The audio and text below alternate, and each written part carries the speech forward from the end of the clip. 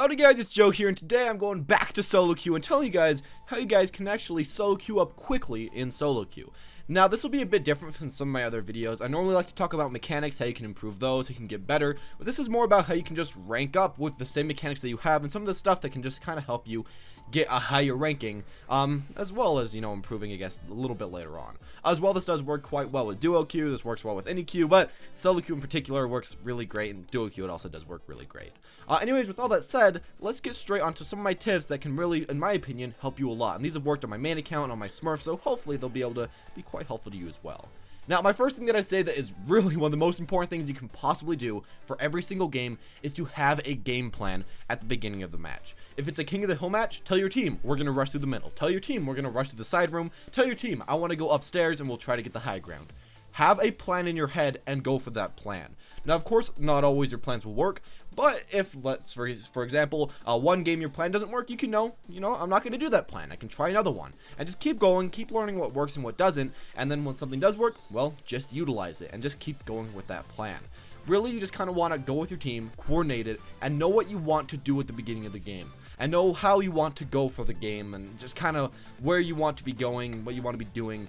Just kind of have a very vague plan in your head of what you want to do. As well with this, I guess another kind of plan-oriented thing is that you may want to actually plan out a little bit of cheese for your strategy. Be it a Junkrat on first point, a Bastion on first point, or really whatever else. Cheese can honestly clutch you a lot of minutes, like 2 or 3, because a lot of the time the enemy team just doesn't know what to do. These are very counterable heroes, they really aren't way too strong when you bring out the counters, but many times in solo queue games, people just won't switch to the counter for a few minutes because they just want to play their favorite hero. So if you can happen to pull out a little bit of cheese, use that as your strategy, well, that can help you as well. Just kind of think it out, talk with your team, and while you only have a minute and a half, that's honestly quite a bit of time to figure out what you want to do. Secondly, and one of the other most important things is that if you're in a match, if you're not doing way too well, if you're solo queuing it up and you're feeling kind of bad and you feel like you want to give up, I'd say don't. And of course, that's just a very simple thing. Everybody knows, don't give up, but actually have a reason and something that you should try to utilize to win these matches that you feel like you might be losing. And that is to wait for the enemy team to split, wait for the enemy team to waste ults, or just wait for the enemy team to do something dumb. Now, of course, this might not be as apparent as you think, but think about all the times that you're winning, you're doing well, and then your team just does something completely stupid. They push up way too far, they waste all their ults, they just go for some really dumb play that gets them killed. Well, you gotta realize that it's not just your team that's gonna do that. The enemy team will do that as well. So try to wait for that. Keep playing and wait until the enemy team just messes up. Now, of course, this doesn't work 100% of the time, but honestly, a lot of times, people just do kind of do this. Yeah, I'd say just wait for the enemy team, capitalize that, and try to get those kills. Try to get that win and just try to push it up. And really, this can help a lot because if you tell your team, hey, look how stupid those people are, it can really boost up your own team's morale. Of course, don't type it in all chat, but just talk in the night chat, and you guys can go from there. Boost your morale, gut up situation, and yeah, probably win the game. A third thing that I also want to mention is that you also want to make sure that whenever you're playing a solo queue game, you want to try to have a huge impact on the game. Often, I feel like a lot of players aren't really doing way too bad. They're playing decently. The problem, though, is that they aren't having a very high impact on the game. They're having like a medium impact. You could be swapped out for any other random player, and the game would probably go the same. And that's not something that you want to do. You want to make sure that you are the proactive player. You are the player trying to call the shots, or if you have another player on your team calling the shots, you're the player trying to support them, trying to say, okay, team, let's listen to this guy, and let's try it. Let's try out the strategies. Let's try out whatever they want to do. And just try to go like that. And of course, always just try your best, try to get a few outplays, and go from there. Really, I'd say just make sure, this is a very, very important thing for yourself in solo queue, don't autopilot the game. This is something that I feel like everyone does. I do it often when I'm playing people like Torb and some other characters. You just kind of put down your turret, you start shooting, and you don't really think about what you're doing. You don't really think one step ahead like you should be, and you just kind of let the game play out as it is, and you're like, well, if my team sucks, I'm going to lose. If my team's good, I'm going to win, and I'm not really going to try way too much. I'm just going to try my average amount. That's kind of autopiloting, and don't go for that. Think about what you're doing, think about every step ahead, and think about what you could do to help your team have an advantage in one way or another.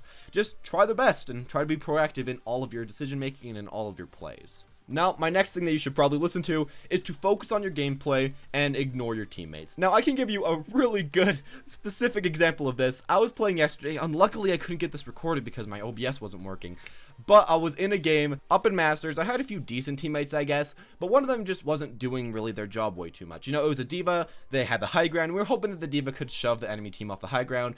Our mate complained that the D.Va wasn't doing this, and then our teammate D.Va decided, you know, if you aren't going to say sorry about that, I'm not even going to try. And we were 2-1 right then. We probably could have won. But well, the mate wouldn't say sorry. The D.Va got really salty, switched to Hanzo, and started to do absolutely nothing, just killed himself. And yeah, don't do that. I'd say that's a must not do if you're trying to carry yourself in solo queue, if you're trying to climb. If you're doing badly, of course you could try to take some hints from your teammates, but don't just like take the teammates' criticism too hard. Of course, try to improve off what they're saying, but don't just get angry and don't just try to be like, well, you're an idiot, I'm doing the best. Don't do that at all. As well with this, there's a second way of doing this, which is that if you do happen to have bad teammates, just kind of ignore the fact that they're bad. I mean, it's completely luck-based if you have good or bad teammates anyways, so just kind of ignore that you're having these bad teammates, try your best, and try to carry them. Often, if you're much better than your bad teammate, you can kind of make up for the difference and still win a lot of your games. I'd say having a good player or having two good players is better than just having two medium players. So if you can try to be that one good player that makes up for that one bad player, you can probably make some plays, probably go in, and probably win a few games. As well, something that I want to mention is that your teammates don't always suck. Sometimes they just have one flaring flaw in their playstyle, and you can actually kind of fix that. For example, I was playing one game, and we had a McCree on our team. He was actually a really good McCree, very good at aiming, but he just went over and over and killed himself. So, what did I do? I switched to Ryan, and I said, will you please stick next to me? You are amazing at shooting. I need you to carry this game for us. We aren't doing way too well. And he actually listened, got behind me, we started to shoot, started to win, and won that payload game, I think, on Eichenwald. So yeah, that was a really cool thing. I'd say flattery can do wonders, especially just boosting your morale.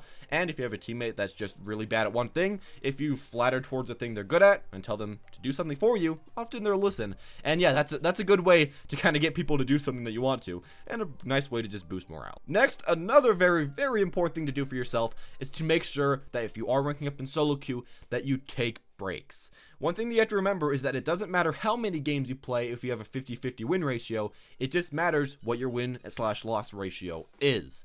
For example, if you have 10,000 wins but 10,000 losses, it doesn't really matter. You'd stay at the same rank. You have to remember quality versus quantity. That's really how these ranking systems kind of work. I've actually seen a few people in the last few days that, for example, have 300 hours on competitive with May, but I was playing a game with them, or 2 or 3 games with them, and one game they tried their hardest, but then the next game they just give up because they were tilted from the last game when they lost. So yeah, try to give yourself a little bit of time, get that tilt out of yourself, and it's better to wait a few games than to just spam out a ton more games. It's better to play at your best all the time than just play at a medium level of yourself. One thing that you have to remember, though, really is just try to not get frustrated, and if you are getting frustrated at the game, give yourself a break. Even if you can only play one game without getting frustrated, you know, every single loss you get frustrated, well, keep playing until you lose, and then switch out the game, play another game, do something else, go outside, take a shower, whatever the heck you want to do, and then get back into it. Just don't get frustrated.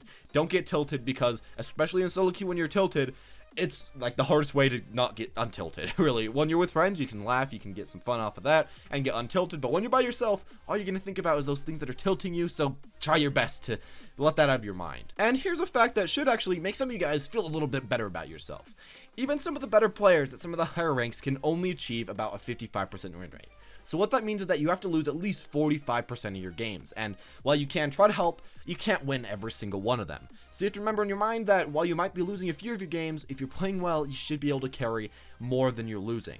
So just don't worry way too much. If you're better than the other players in your rank, sure, you may lose quite a few games, but by statistics alone, eventually you should be going up, and eventually your win rate should just be climbing you up through those ranks if you are really better and if you are using some of these other strategies that I've mentioned. And finally, the thing that you guys probably already know is make sure that you try to pick a type of hero that can carry. And these are the main types that I feel like can definitely carry.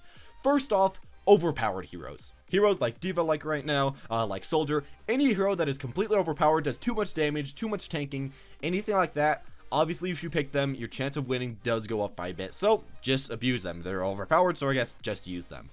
Next, I'd also say high DPS heroes, be it Soldier, Tracer, McCree, I guess, kind of, he's a little bit low right now, Junkrat, any of those other different type of heroes that have really high DPS, I guess Genji, you can really pull those guys out and carry quite a few games, so maybe go for those guys.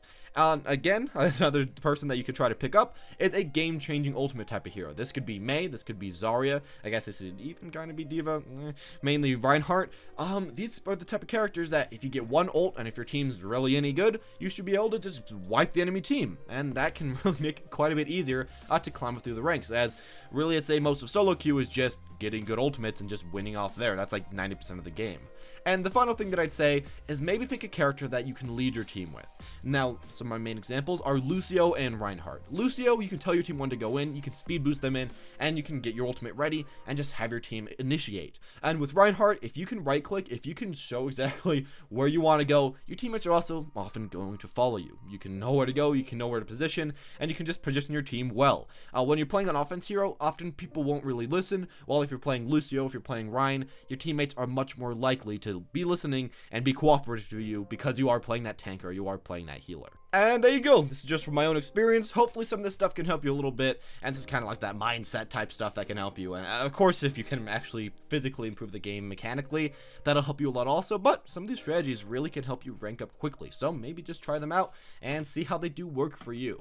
Anyways, as always, thank you guys for watching. Tell me what you feel like personally would be helping you the most if you could do this, or what you really mess up on the most, or what thing you kind of just ignore from this list that you want to hopefully change, or any other things such as that. As always, if you guys did enjoy the video, make sure to leave a like, subscribe, and hit that bell button if you want to actually subscribe. And as always, thank you all for watching, and have a wonderful day.